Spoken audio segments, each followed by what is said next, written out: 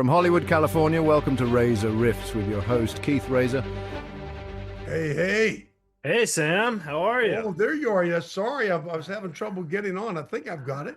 You're in. All right, cool. So yeah, whatever you want to talk about. There's just three things I can't talk about. I can't Okay. talk about the movie business, the TV business, or my personal life. Oh, cool. Awesome. I'm teasing. Okay. I'm teasing. I'm teasing. I was gonna say, then we could just talk about the basketball season starting today. Oh, it's Or crazy. Yeah. I was a big NBA fan, and especially with the Golden State. Well, or before that, the Lakers. yeah, Back Showtime. during the day, oh my gosh, when we've been in San Diego for 20 years, but for 30 years in LA. And oh my God, those early years, I mean, I was taking, my oldest son is 41.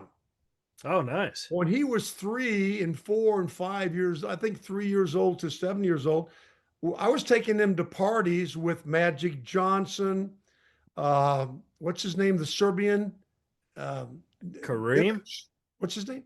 Kareem? Or No, no? no. The guy from Serbia. Remember? Oh, Vlade Divac. Divac. Yeah, Oh, Vlade. we got. I mean, my God, we were going. It was a black tie event, and my 5-year-old had a tuxedo on. I had a tux on, but Divac and Magic, that whole team, they were just incredible. We were always special guests of Jerry Buss up in that section. Yeah. And he owned the hockey team too. So, we would go there and see that. But yeah, I haven't followed much NBA anymore. Of course, even the NFL, I always like to watch when it comes to the playoff times, Yeah, that's when it's fun. You know what I found out? Because I do a lot of like sports betting and stuff. Oh, do you really? Yeah. How's that And working out for you? it usually works pretty good, but like today's the opening day and I only bet on basketball because I know the spreads and the players pretty well.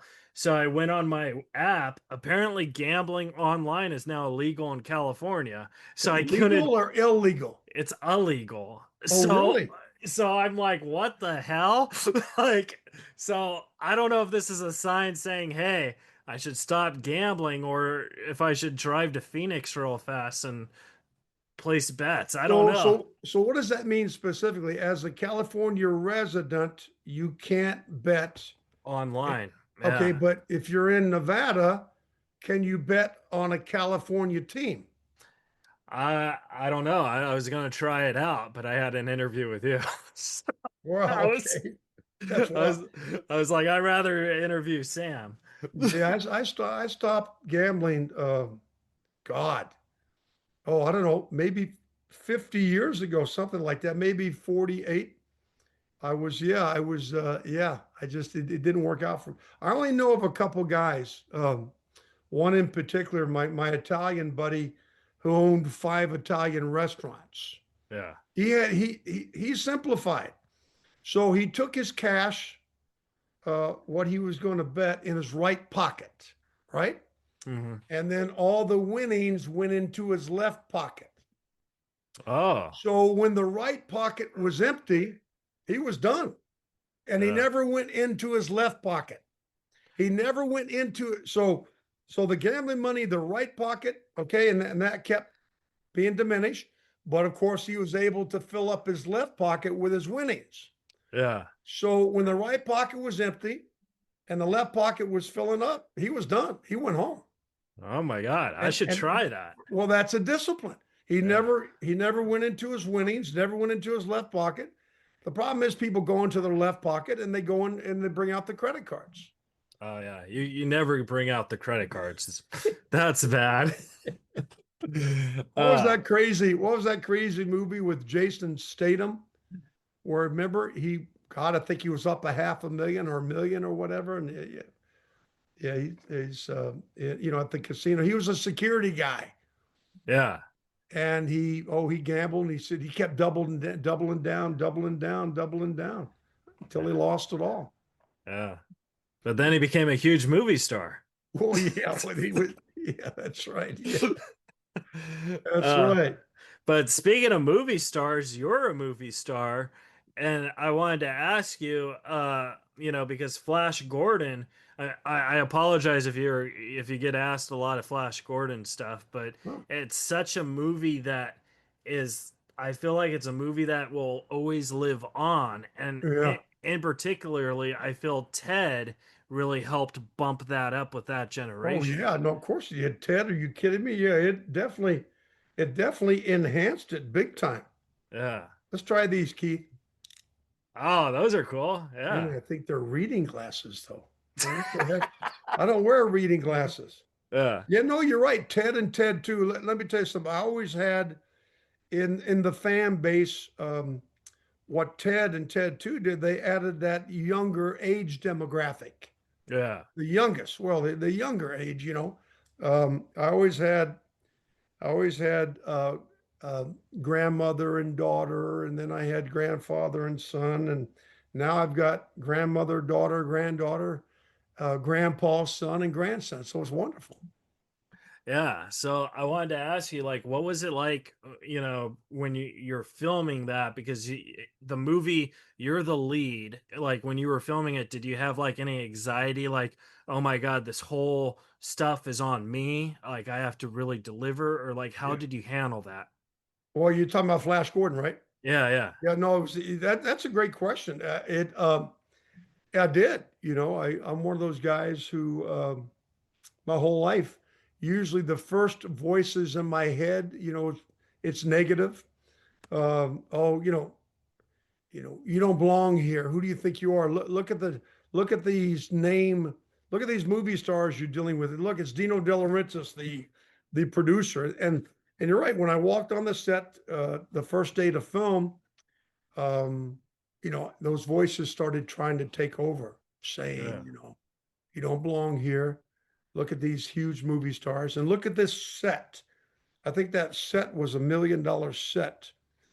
And finally, thank God, the second voice in my head usually takes over, and it starts out by saying, "Shut up." Okay, shut up. Yeah. Okay, that's got nothing to do with what is expected of you at this very moment. Why do you think they tell athletes all the time, and a lot of people, block out everything, especially MLB when the batters get up to the bat, uh, block out all the noise. Just, what are we up there for? So that's what that voice, that's what the voice of common sense or the voice of God, basically saying, no, you do belong here. And all that stuff about big names and big sets and all the hoopla, uh, it's got nothing to do with what's happening right now. At what do they want you to do right now? What's expected of you at this very second? I go, Yeah. "Whoa, okay, they want me to stand on my mark, say my lines, do this action, do that, and take it from there. But all that other stuff is just nonsense. That's just stuff to pull us away from what our purpose is, And How, I think it's fear based. I really do. I think most of everything, especially what's going on in the politics, left side, right side, middle, all that. I think it's just stuff that pulls us away from what our purpose is. Yeah, Yeah. It's like it's like what you say, you just gotta do the best you can because in the end, that's all you can do. yeah, And like when you overthink it, like, oh my God, everyone's job is relying on my performance, then like it's like, holy, maybe it's not gonna work like that. You know what I mean? yeah. Well, yeah, but no, no, no. It's a great point. But everybody has their job. Yeah. Imagine, I'm doing my job as the actor. I'm prepared, right? I'm prepared and operating with a spirit of excellence, being teachable, wanting to share, wanting to echo what the director's vision is. So imagine if the cameraman, the focus puller, has me out of focus when I did my close up, okay. So everybody has a job to do. Imagine the sound. He didn't record the sound. We got to do another take. So yeah, everybody has to do their job. Do you think that the reason why Flash Gordon has hit home with so many people is because like he's a superhero, but he's not really super. He's just a guy. And That's it. I think people kind of relate to that, you know. Yeah, I think that's one of the key things that sets him apart, especially the message for the younger generation now. The younger generation, they'll go to the big movies, the big DC, the big Marvel movies, and they'll see these superheroes with superpowers, strength, the strength of 1,000 men. They could fly, they could do this, they could do that. Um, so when they go back home to the same challenges and adversity that everybody goes through, they say to themselves, well, I don't have superpowers. I can't do that. And I think it's debilitating or discouraging, whatever you want to call it. But when they look at Flash Gordon, they say, wait a minute, that Flash Gordon character, he's a superhero, but he doesn't have superpowers, and he goes through as just a man. He goes through the same type of adversity and challenges that I do. So if he can have success without superpowers, then by golly, I can have success too. So I think it's a very powerful message. You don't have to have superpowers Yeah. to And then have success. And then I wanted to ask you, like, when you filmed it, like after you finished filmed it and you saw it for the first time, did you know in your heart, oh, this movie's gonna live forever? Or like, when did you realize that that movie is gonna live forever? Yeah, well, I mean, because we're talking now, it sort of justifies it, or uh, closes the deal. The more interviews I do, I mean, here we filmed it 46 years ago, and we're still talking about it. But when you're hired, I think I arrived in Hollywood in 2 years before that. I think in 77, 76, 77. And I had learned, after a couple of months, you learn, you do a small project, and everybody's told, oh, this is going to be huge. It's going to be huge. It's going to be a big success. Well, you learn, you learn pretty quick. Um, that isn't your focus. Your focus is, again, to be as prepared or better prepared than anybody else. Have a spirit of excellence, and I call Flash Gordon, Keith, the triple blessing. The first blessing is if we get hired in the film industry. If we get Right. hired in any industry, it's a blessing. The second blessing is if we do well, right? If the project, whatever industry we're in, if the project we're part of is succeeding, that's the second blessing. Well, what's the third blessing? What we're talking about now, longevity. Okay. Yeah. And you're right. So obviously it has this sort of cult following, and I think because it's simple. I also think because of the character of Flash Gordon, he other than just being a guy, he also has a naivete. He's a bit naive about a lot of stuff. Not naive in the ignorant or stupid sense, but naive in, well, wait a minute. If something's going down, right? If the villain, if the bad guy is abusing innocence, okay, well, Flash Gordon isn't going to call a board meeting to get somebody's advice, okay? He's going to neutralize the threat immediately, okay? Right. So maybe the naivete is, no, wait a minute. It's common sense. It's practical thinking. I think we should all have that naivete. And again, what I said before, if we're not functioning with that type of mindset, then everything else is sort of fear-based. Oh, well, let me see. Well, maybe I shouldn't, help that person because, maybe it's not politically correct. Maybe I might hurt their feelings. It's so what? Okay, it's Right. simple. Bad guy hurting, innocence. Good person. Go neutralize that person. Boom. Save the world. Yeah. Yeah, save the world. I mean, it's that's, and unfortunately, over the years, even recently, we're too worried about hurting somebody's feelings. I don't know if you know this, but my other job, right? I with my military background, when the movie business is slow, I run security operations. I don't know if you knew that, Keith. Yeah, I did. I Yeah. actually had some questions about Oh being yeah, a that's right. security. You interviewed Lisa and Ash, right? No. Oh, you didn't? Oh, I thought you No. interviewed. I thought you interviewed the producers of Life After Flash. Oh, No, but I yeah. had I So had questions about Life After Flash as well. yeah, but anyway, no, I mean it's really, you see, the security industry and Flash Gordon, the irony, the similarities are almost identical. Before you start a movie, like roll camera, and before you start a security operation, you've already done 80% of your work. You have. You've done Yeah, all your, in the movie business, we call it scouting. In the security business, we call it advance. You go out, you do all your, due diligence, all your advance work, and then you roll camera. And same thing with security. Okay, you've done all your due diligence, and now let's start the security up. We got to protect these people, this couple, whatever, and we've already prepped. And yeah, now you have to have contingency plans. Now you've executed the security operation. You've executed first day of filming. Now you better have 3, 5, 7, 8, 10 contingency plans. If you're filming outside and it calls for sunshine, it starts to snow, you better have a contingency plan.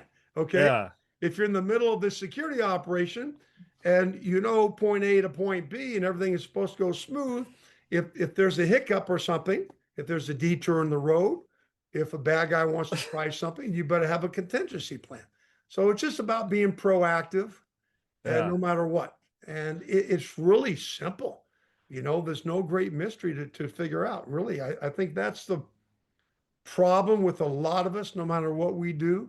With me, it was all, probably, I'd say 75% of the issues, of the adversities, of the challenges were probably self-induced by me. Oh Okay, yeah, really, really. I'm just being honest, and I think that goes on a lot. I would say 75% of most of the issue, unless somebody, God forbid, they're chained up, literally chained up in a dungeon, and we will find you and we will get you released. But yeah, unless something, eventually. yeah, unless something like that's going on, I Yeah, really think a lot of it is self-induced. yeah. I found myself at one point in my life about 25 years ago, just, complaining, whining. Oh, why aren't they calling me for, I should have, I'm watching a movie. I can't enjoy the movie because I'm me. Why didn't they call me for that movie part? It's just, so that's all fear-based.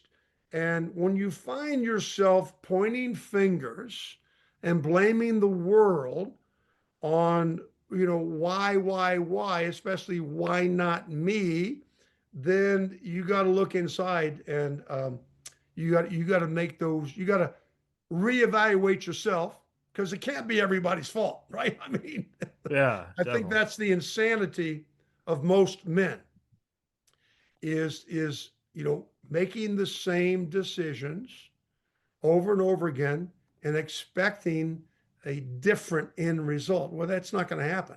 We're going to have the same end result unless we change our choices. So 25 years ago, that's when I started.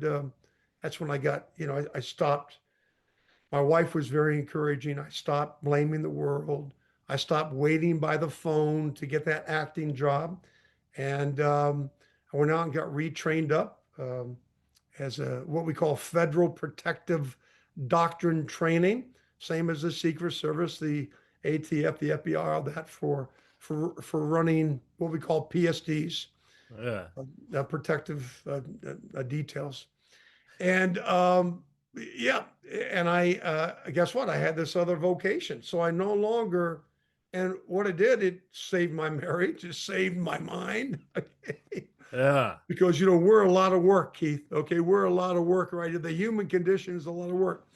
And Especially men. Men are I changed. crazy. Yeah, no, I changed my label. I'm no longer an actor. I'm a working man, and men need Yeah. to hear this. Especially men need to hear this. Oh no, I'm just a physicist. I'm just a truck driver. I'm just a doctor. No, I'm an actor only. No. Well, let me tell you something. When you got a couple kids in diapers and the bills are not being paid, and you got the wife looking at you, okay, and saying, well, what the hell's going on with you? It's time to reevaluate yourself and listen to somebody who you trust, not somebody who's going to keep patting you on the back. Oh, you're great, you're great, you're great, and you're doing great. No, it's not great. There's an issue. Yeah. And when you can do that and reevaluate yourself honestly and listen to people who really, and I have my inner circle of friends tell me, yes, they come up to me after I do a movie. They say, "Hey, Sam, great job." And they also tell me, Keith, you know, that decision you're making, especially what, you know, you and your wife are going through right now, you need to reevaluate your thinking, Sam. These are what my friends tell me. And you know Yeah. what? In the old days, I would get offended. I say, "Oh, no, no, what are you talking about? You know, leave me alone." But no, no, no. If your own inner circle of friends and the people who really love you are telling you this, you really need to listen. You really need, and thank God I listened. So I no more waiting by the phone for me, Keith. You know, if the I movie need to find business new is slow, friends. Yeah. you know, I do a security op. If the security operation is slow, I do that. I do personal appearances. So yeah, it's great. And I need to find new friends because whenever I do a movie, my friends come up to me and say, "Hey Keith, you kind of sucked in that You movie." know, kind of I'm like, like, but because I just do stand up, so I'm not a great yeah, actor, you know. But yeah. here's how I knew you did security. And correct me if this is, because this is a Well, wait a hearsay. minute. I hear you, but I lost the video. Oh, you lost the video? Well, I could hear you though, but it's asking me to sign in. I Oh, don't. I could see you. Isn't that weird? It's weird technology. You Well, want me to? okay. So work. Okay, sign in. I don't think I need to sign in. Email or phone number. God, Oh, here. is, Let is me it see. maybe did you like put it down? Oh, there. No, I just Oh, hit. I hit the red button. I oh, closed it. I closed oh, it. okay.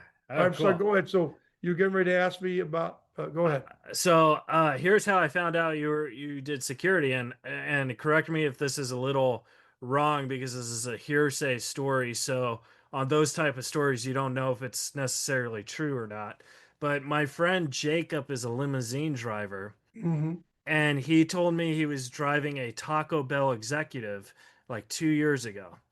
And I was like, "Oh, that's cool." And he's like, "Yeah." And he's telling me about this Taco Bell executive. He's like, and he told me that Sam Jones was a security guy, and Yeah. he didn't recognize him until somebody else recognized him. And then he was like, "Oh my God, you're Flash Gordon." Well, that's funny. Uh, Well, no. Well, here's what happened. The only time that I was, if you want to call it exposed, but I was driving. It wasn't Taco Bell.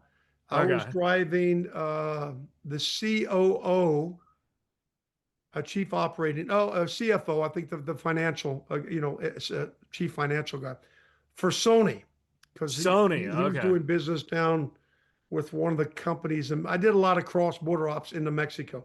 So I was driving him back home. We already, we'd crossed back in the U.S., so I didn't need the chase car anymore. Usually have 2 car or 3 car motorcade. But anyway, long story short, uh, he's in the back seat and I call him the boss. And the boss said, "Hey, Sam, follow that semi, that truck in front of you." I said, "Okay."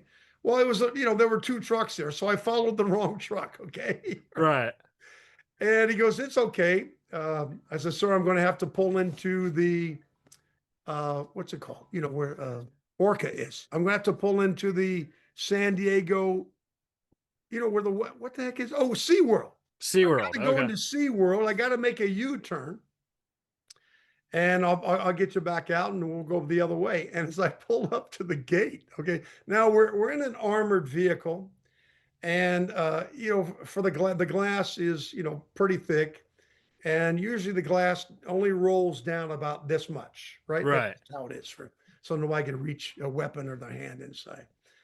And all of a sudden, I can see this security guard is coming to where I am, the driver, and he's already. You could see the wheels turning.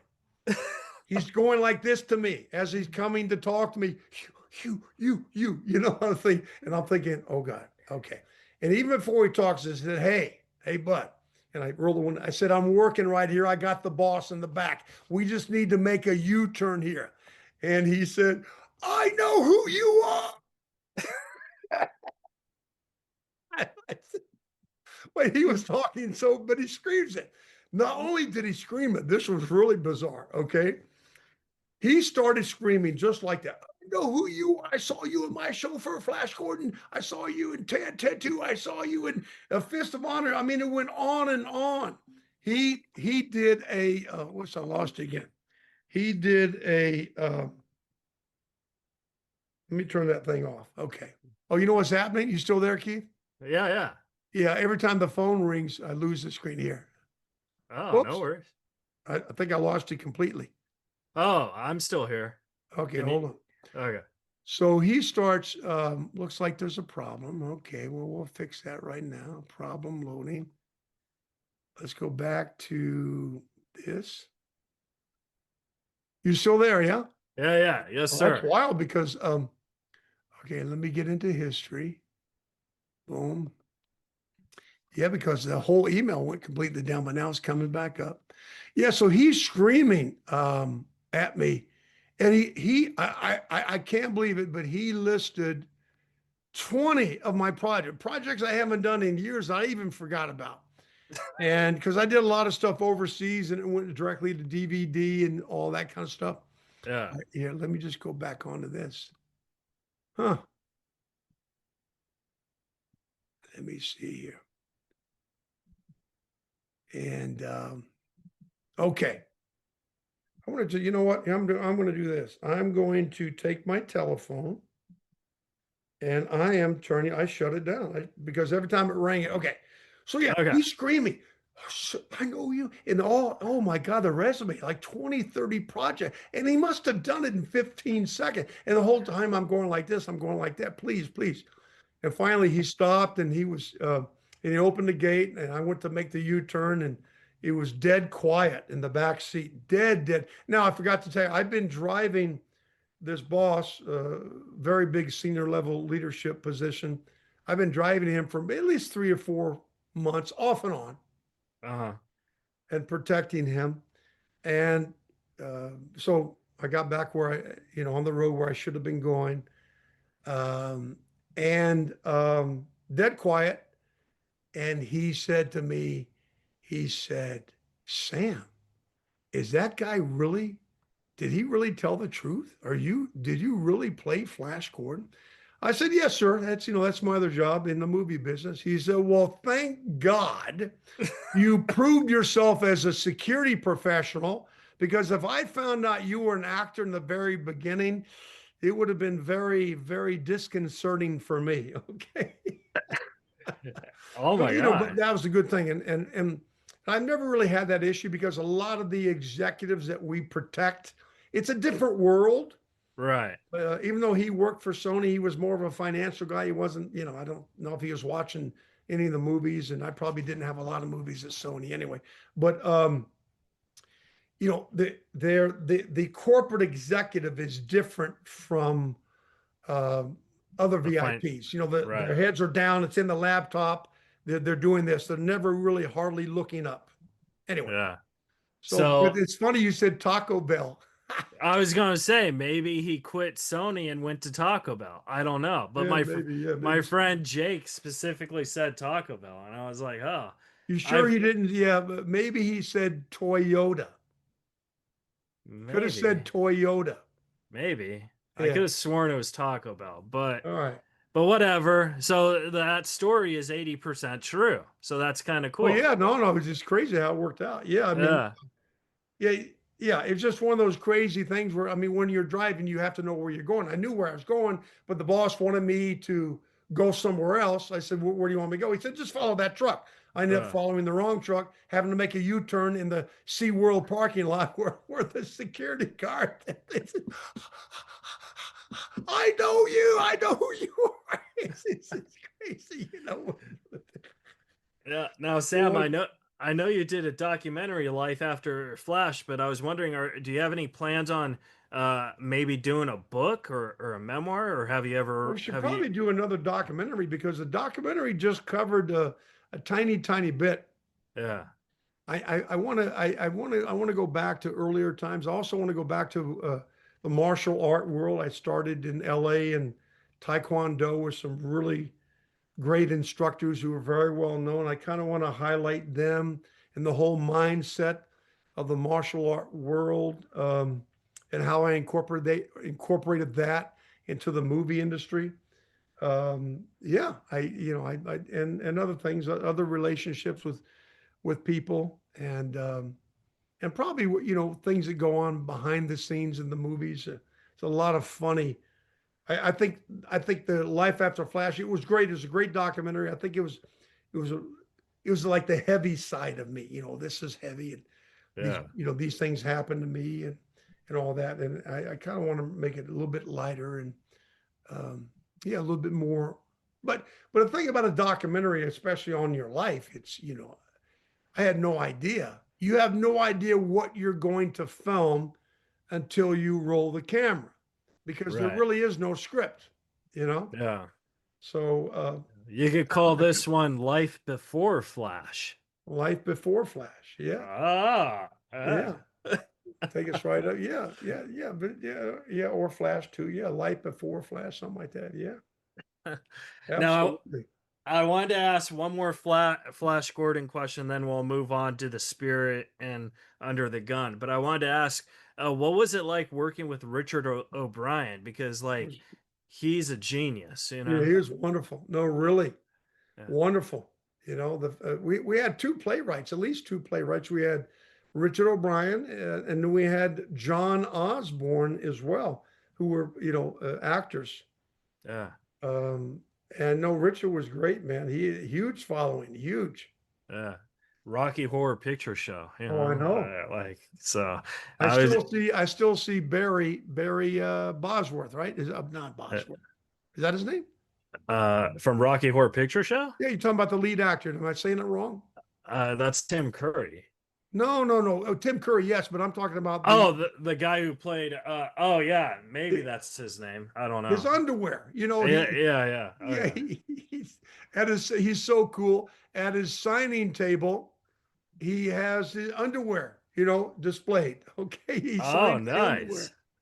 Oh my god, that's great. What when you do Comic Cons and stuff, like, do you feel like that's like kind of cool, like because you get to meet all these fans, or do Oh, you? I love it, man. You love it? I mean, most actors won't admit this, but we're there for three. They'll just admit two things. We're there for three reasons. Number Mhm. one, it's to facilitate the needs of the fans. Give them what they want. Number two is it's to please the promoter. Number three, it's to generate as much provision as we possibly can for our families. And that's what we do. And the fans, you can't fool the fans, man. They're, all ages. If you're Yeah. there just to make a buck, right? The fans can read right through you. They want to see, I happen to be before I was ever an actor. I mean, I've been an actor 48 years. I've been a Marine in my mind still for 53 years. And I've Yeah. been a country Southern boy for 71 years. So, that all came about. So you got to be real and authentic with the fans. Otherwise, like I'll tell certain actors, you know what, you need to go home. Yeah, you don't need to be here. You just need to go home, Yeah. because that's why they're there. I mean, people don't understand a lot. Some of these fans, especially at the bigger events, they've been saving money for a year, maybe longer than a year, for their airfare, for their price of admission, and a lot of money they're saving up to get somebody's autograph, right? Right. Or to do Yeah. a professional photo op with them. They're spending a lot of money, and they don't. And I've seen actors just, okay, thank you, next. Okay, they're just signing, not even looking up. But I'm saying, and that's with some of the bigger names, but you take people, some of the A-list names, like I like to see Mark Wahlberg do it. To me, he's probably the number one most humble A-list actor I've ever worked with. I tell you Yeah. who's real good with the fans, and his lines are 500 deep more, and he's got a spirit of humility, and he really facilitate, and that's Jason Momoa. He's Oh. really, really good with the fans as well. Oh, that'd be great.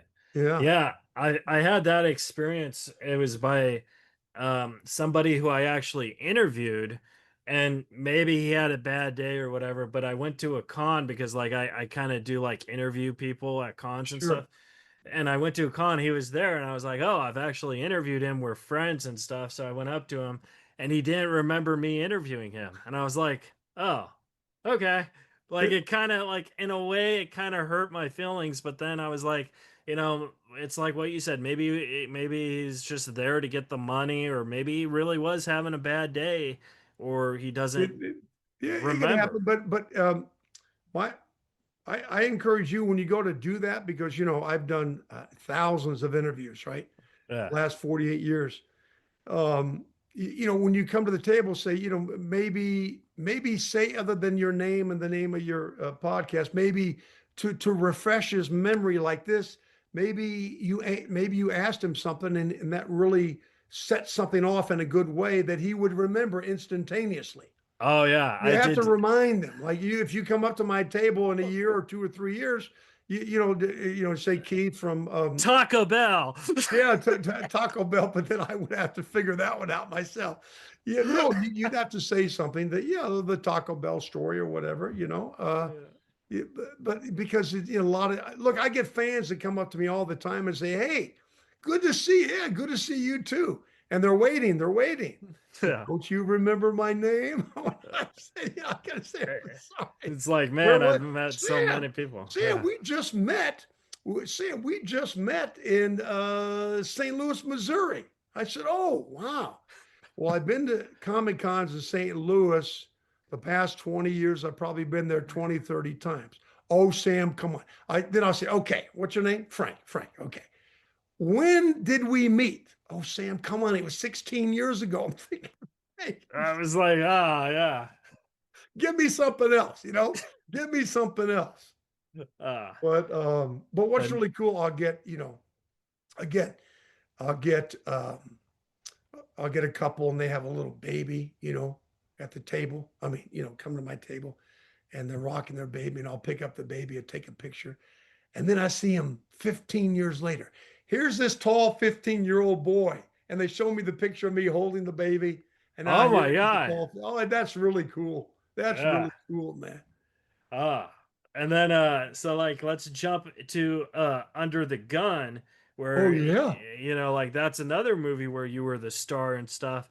And how do you feel on that? Because your lead, the person you're acting against is the very beautiful Vanessa Williams. You know what She I was mean? wonderful. Oh No, she was great, very professional, really first class. Let me tell you what happened on that. So we had the rap party, right? I was yeah. riding I still have a Harley, but I was riding every day back then. So Under the Gun had to be what, 1986. So what's the math on that? You were talking, is that 40 years ago? That's Yeah. pretty. Oh Yeah. my God. Yeah. Maybe 85, 1985. Anyway, so we're having the rap party at the Roxy, the famous Roxy on Hmm. Sunset. But it's a famous little teeny bar, but these famous bands play there, little teeny stage. And so I went in, I asked and anyway, we are going to do a photo op. All the paparazzis were there for the rap party. And I planned it to bring my Harley inside on the dance floor. And Vanessa was going to jump on the back of the Harley. I was just going to do a nice, slow one circle on the dance floor for a photo op, right? Right. So, but the logistics of that was a little bit complicated. First of all, we had to get the security guy's permission. So he came by. I said, "Look, can I just bring my Harley in? I give you my word, I'm not going to, speed or lay rubber on the dance floor. Just going to do a quick photo op with the leading lady." He said, "Sam, I'm going to the bathroom. I'm disappearing. You got 2 minutes. If I come Wow. back out here, and you and the Harley are here, I'm going to kick you out." I said, "I got it." So we had it all planned. My buddy, we had to get the bike up on the sidewalk. Then we had to get it through this little door. And we did that. And I tell you, Keith, this is what happened. Okay. And we didn't tell anybody else. Okay. We wanted it to be a surprise for the crew, right? Kind Right. of a surprise. Only Vanessa and I knew this. And then I think I told at least one paparazzi who was positioned himself. Okay. And all of a sudden, I roll in nice and easy with the Harley, and Vanessa, and I got to make one turn. The second turn, she's going to jump on the back and do a circle, and we're going to get the photo up.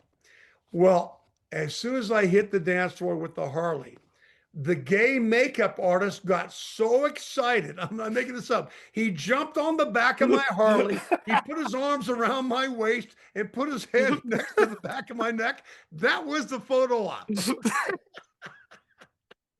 That's a true story. And by that time, that's it. That's it. That's the window of opportunity. I look at Vanessa. She's going, what the heck? Okay. So next time you want to do it right, you got to tell everybody. You got to tell everybody, this is what we're going to do. You know, don't anybody else jump on the Harley. Oh my God. Photo op. You know, his arms were around my waist and he was leaning against my back of my neck and smiling big. And that was the shot. Okay. Did the security guard say that doesn't look like Vanessa to me? Yeah. Oh my God. Yeah. No, but we did it. No, I wanted to honor my word to him. We did it under 2 minutes. That happened. It had to happen in a minute and a half. It had to. Boom, just like that. That's a great story. And then I have 2 more questions. I want to respect your time, but I wanted to talk about the spirit, for example. Like, because that was like, that's a pretty big fan thing too. So like, that was the only spirit that Will Eisner endorsed, by the way. Yeah. He actually came on the set, met him. He was great. It was wonderful. Yeah. So how was being the spirit? How was that? Oh no, it was great, man. It was wonderful. It was 1985. Yeah. 85, I did Under the Gun and I did The Spirit, if I'm not mistaken. Yeah. Yeah, man. So and Nana Visitor. Yeah. Excuse me. She was one of the leading ladies on The Spirit. And now she, she was famous for the, God, I get it mixed up. Is it Deep Space Nine or is it Battlestar? Anyway, she's very famous for that. And so I see her at a few of the comic cons. Yeah. Comic cons, yeah. Do you ever see someone at a Comic-Con that you don't have to say any names, but like that you worked with where you're like, I didn't really enjoy working with you, but we have to do this for the fans, like sign pictures and take pictures. You know what I mean? Oh, you mean I did a movie with somebody and we're doing a reunion at a Comic-Con, you mean? Yeah, something like that. No, I mean, look, we Melody Anderson, I do about 2 or 3, about 2 a year, and we're fine. I mean, we're like brother and sister, seriously. Yeah. She's wonderful. The only time I get to see Brian Blessed, and I'm in London, and I'm going to London the second week of November, and so we'll get to see him. But no, we haven't had any issues. It really wasn't. I mean, we did it so many years ago. Either the huge names are passed away. I mean, Brian Blessed is really he's still with us. He's going to be 90. He's going to be 90. And I had organized the Flash Gordon 40th reunion. I organized it. I brought in Ornella Muti, right, to sign the contract. She did. Melody Anderson signed the contract. Myself and Brian Blessed. I couldn't get Timothy Dalton. He was doing something else. But this was January 2020. They signed the contract via email. I reached out to all the promoters. We were doing the little world tour, 40th anniversary. And then, a month and a half later, COVID hit. Yeah. We couldn't do it. I had an experience where I did a movie with this co-star and we didn't like each other, but like during the press and stuff, like it was pretty known, like on set, like we didn't like each other. And during the press, like I just always like kind of like, maybe this is me being narcissistic or whatever, but I was like, oh, I really enjoyed working with Joe Smith. I thought he was the best. You know what I mean? So then they asked Joe Smith and they'd be like, wait, Keith said that? Funny. Yeah. How long have you been doing this? Well, I mean, I'm not really an actor, Sam, but I do stand-up comedy. I've been doing stand-up for 20 years, and most of my fan base is because I toured with Norm Macdonald for 9 years. So like that's kind of how I'm known in this industry. But I'm a pretty bad actor. You know what I mean? Where are you based? Where are you based? I'm in Los Angeles, man. And you said you tour with who? Norm Macdonald, he was a stand-up comedian. He was on Uh, SNL. Yeah. So, my but my background with I don't do stand up, but I did take the Groundlings course twice, the improvisational group, which was incredible. oh yeah. When I arrived in LA in '76, there were two people. I was staying across the street from the Comedy Store. That's where I got my little apartment. And what the heck is the name of that? Not the Sunset Towers, but anyway, it was directly across the street from the Continental Hyatt. Uh-huh. And then so I spent, oh my God, I spent sometimes 5, 6 nights a week at the Comedy Store. Oh It's yeah. the early years. You strike me as the guy who goes to the store a lot. Yeah, but I didn't, anyway, I didn't go there to perform. There were two people in their early years. I said, why does that guy, what's his name again? Why does this Robin Williams guy not have his own series? And number two, the second guy, the black guy, Paul Mooney.